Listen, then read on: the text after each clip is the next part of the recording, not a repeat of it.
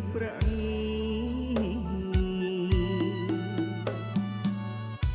ដំឡៃស្នេហានៅណាបំដាំងនេះជាឧបសគ្គសម្រាប់រូប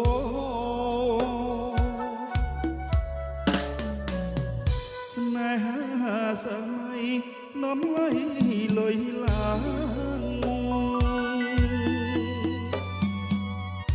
រៀមរកមិនតិចបាន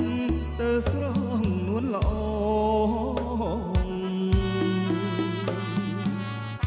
សូមគួយប្រត់ហូនផ្ដាច់មូនស្នេហ៍ស្នង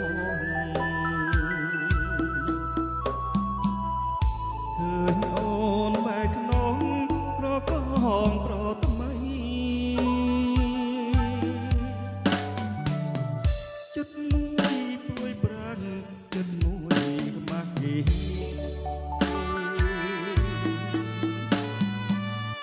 ចិត្តមួយជប់ស្នេហ៍នៅតែនឹងអាស្រ័យ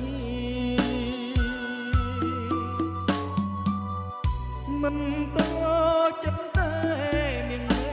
មានថ្មី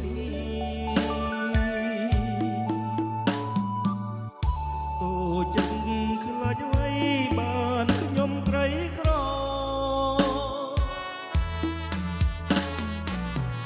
ព្រួយថ្ងៃព្រួយយប់យល់សពមកក៏ព្រួយចាប់ពីខែមួយរួចជួបបន្ត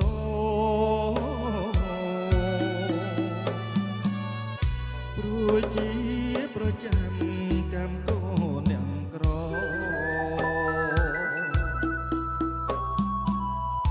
យកទឹកស្មោសបដល់ស្នេហ៍មិន